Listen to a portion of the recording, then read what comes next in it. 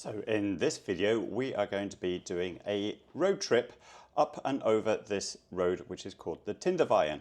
We're going to be heading off to Turtagrø Hotel and we're going to be going around the western end of Jotunheimen. We're then going to follow that on with a tour of the end of the Sognefjord fjord network. Today we're going on a mountain road called Tindevegen.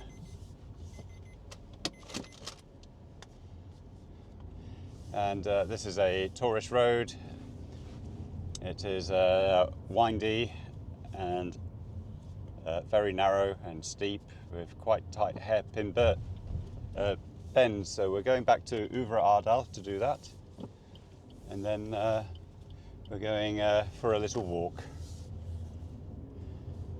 So here we are, Årdal, going through the middle of the town. And on the other end of town, we've got the mountain road which starts up. Now, many side roads in Norway are private roads and you have to pay a toll to drive on them. Tindevegen is not a side road, but it is a private road, and indeed you still have to pay a toll, and that toll is not paid through the autopass system. You have to pay online on their own website, or you have to pay at the credit card booth at the top of the mountain. Okay, so we're above the initial zigzags on the road. I have to say the road quality is actually pretty decent. It's not too bad compared to single track roads in Scotland. One thing that is a bit lacking, not too many passing places, and they're not signposted like they are in Scotland. So, and if there are passing places, you generally find that there is no line of sight between each passing place. So for example, around this bend, I don't know what's coming around the bend. It's wide-ish enough for two cars to pass, just about. But yeah, it's a decent quality road, and but I wouldn't want to do it if traffic levels were too high, that's for sure. On the private bit of the road, we passed a sign saying that we had to pay coming up at a credit card booth. Then we passed a barrier with a number plate scanner. So we are in the bit where the trees are starting to get more stunted, and we're not too far away from the section where the trees will disappear altogether.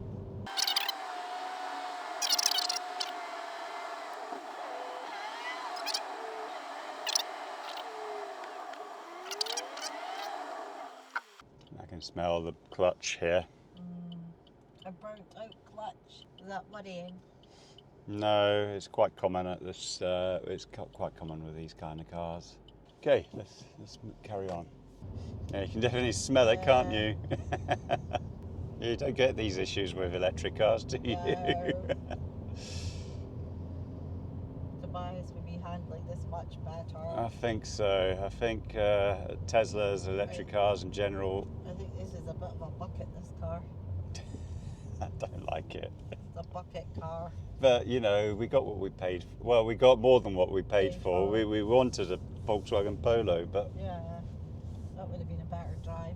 yeah, well, we would have still had the issue of A stinky clutch. a stinky clutch going up this stuff. Right, so now we're out of the trees. You don't realise you're out of the trees until let's just have a look here. So have a look there. Nice view, looking back. It's pretty good. I think we'll just carry on over the top then, Rachel. Yeah. So also accompanying us on this road up here are some 128 kilovolt electric power cables. I think it's 3 circuits. So they have no constraints in terms of where to go. They will take the straight line between two different nodes, and they'll go straight over the mountains. And it's often the case that you'll get helicopters being used to install new circuits or replace existing ones.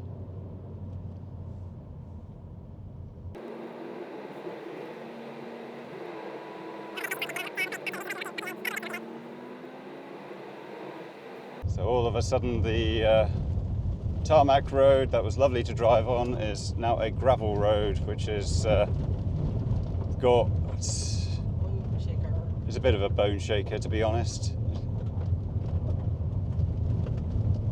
But I don't think there's too much of this road. I think this is what the whole road used to be like, so I think they're just gradually upgrading the road as they go along. But here is the toll station, so we shall pay with our credit card at the top here.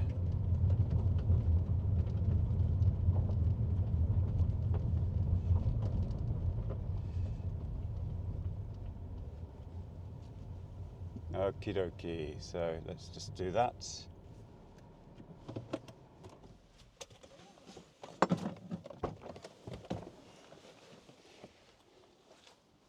BU 40460, okay. Choose vehicle type, car, insert your card. Yeah, and now we've got a nice bit of tarmac road again. So it's only literally about 750 metres of gravel road, so I think the rest of it's fine. But this is actually a little bit lumpier, this road, so yeah. But you can see a little bit of snow on the tops. That's fresh snow, that is. Is it? Yeah. Although it's melty fresh snow. Oh, well, we've got a bit more gravel road here. Oh.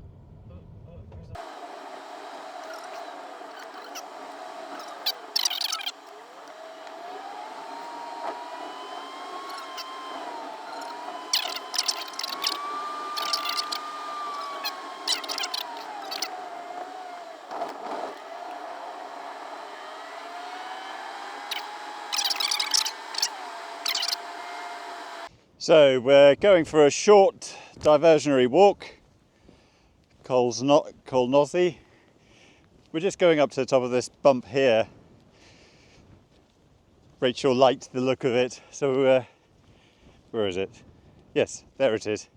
Just that little bump. Short walk, short diversion walk, and then we'll get back in the car and do a longer walk somewhere else. But this should be a good vantage point for a bit of drone flying as well. So there's Rachel going off to the little bump. But that wasn't the bump I thought she meant. I thought Rachel meant this bump. So here's me being told by Rachel to go off ahead and do the bigger bump. Getting there. Getting to the top. View around the back. Nice view. A couple of weeks' time, most of this snow will be gone. And I remember pictures from my guidebooks with more snow in July for this part of the world. And we're just in the second half, just in the second half of June now. So there is certainly a lot less snow than previously. Alright, hopefully just a few more steps. Small scratch of a footpath here, which is helpful.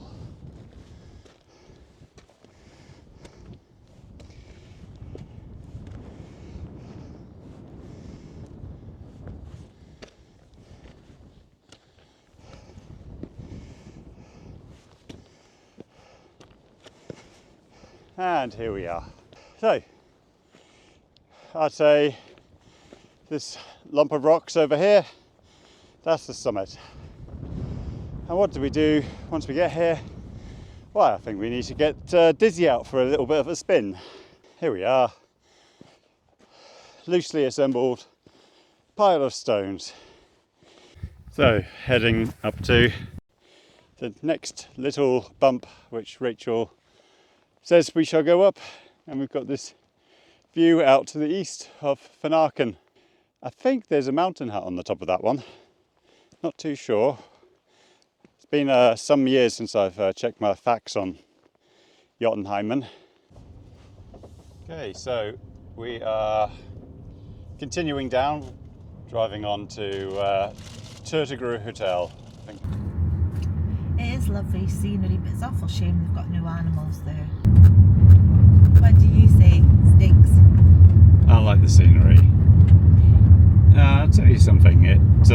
When you have a little reindeer coming up to you whilst you're having your scran, that's something special, especially when you're all by yourself as well. Yeah. I ain't seen no reindeer. No. So you're scared of the Rocky Mountains?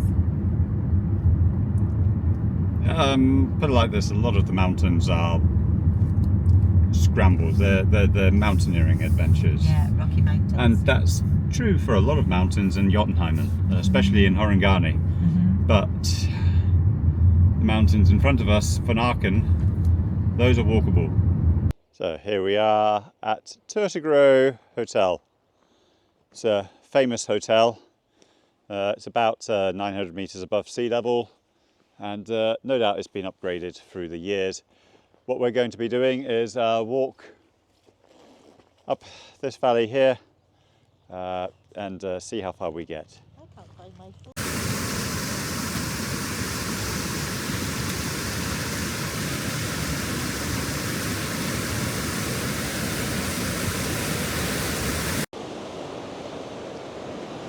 Okay, so this is typical of the footpaths that we get in Jotunheimen. It's quite mixed, quite rocky, but reasonably easy to follow in terms of a scratch on the ground. We were heading up this valley here, Staggerstolstinden, or Staggerstolsdalen. Lots of showers on the radar forecast to come into this area now.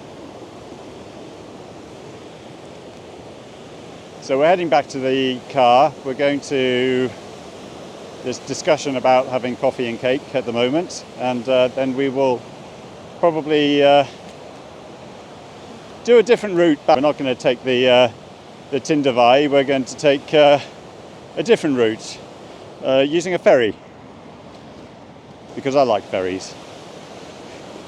And the scenery should be nice as well. Okay, so we are now on our way down. We're going to take the long way round to Årdalstangen. We're not going to go over the mountain road. We're going to go through the Sognefjord district instead, and hopefully we'll find some coffee and cake. The Turtagrø Hotel does not do a lunchtime menu, and it did strike me as being remarkably quiet. They only do breakfast and dinner at this time of the year. A la carte menus are only available from July and August only.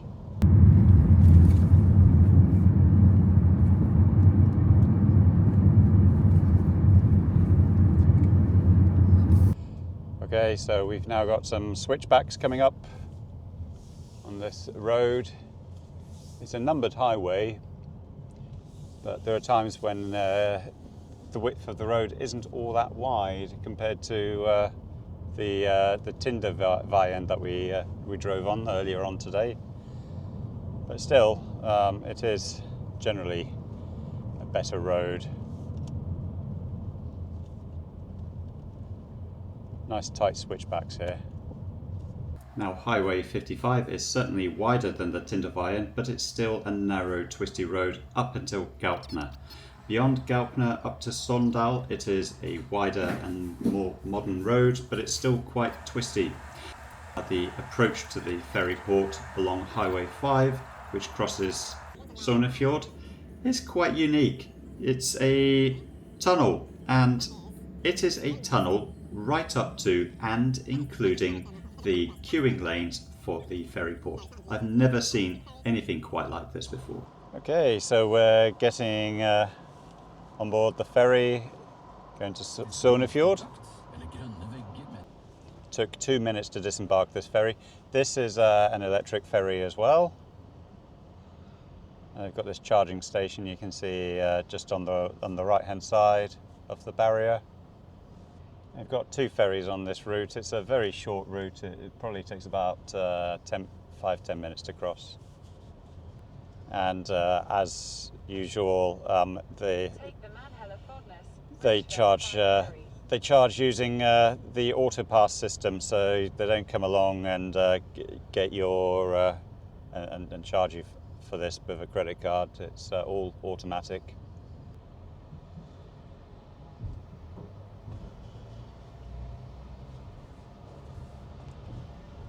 Continue on Riksväg 5 for 3 kilometers. And it's a humped car deck as well, which is quite interesting. I think they've got a passenger compartment down at the bottom, actually. Watch a lady walking about.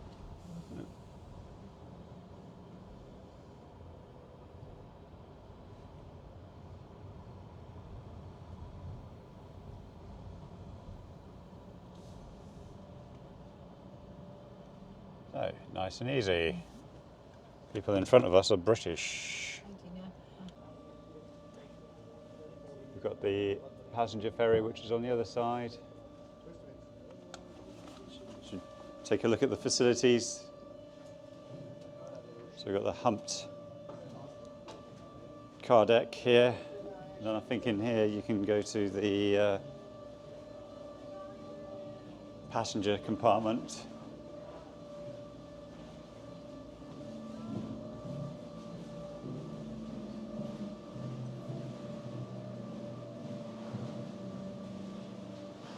Very modern and clean, I like it.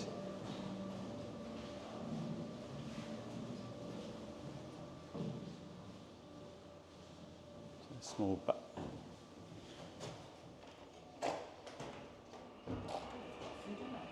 yeah.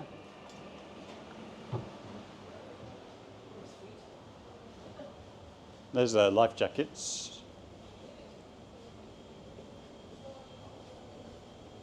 You can get your food here, Rachel. Oh, you got sandwiches as well. Not bad. And we're already moving. Barely noticed that.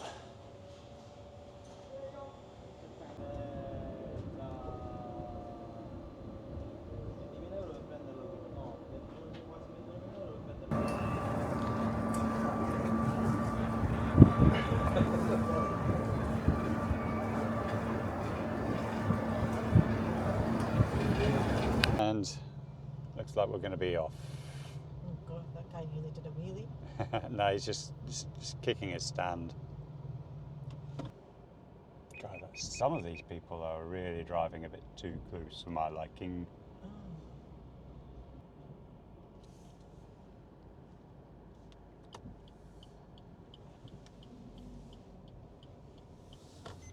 There we go.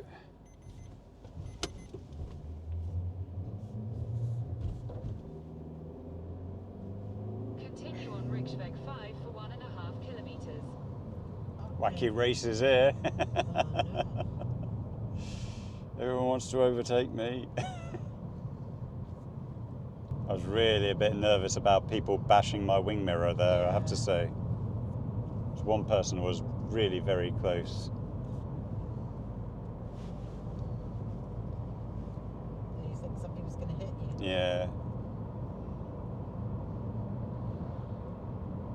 I would have. The route back from the ferry terminal to Årdalstangen was on good quality roads where you could maintain a good high speed. Well, that's it for this video. Next video, we're going to be heading down to Rjukan via the Sognefjord, and we're going to be taking a look at one of the museums which is along the way. So in the meantime, I'd like to thank you all for watching, and I'll talk to you again very soon.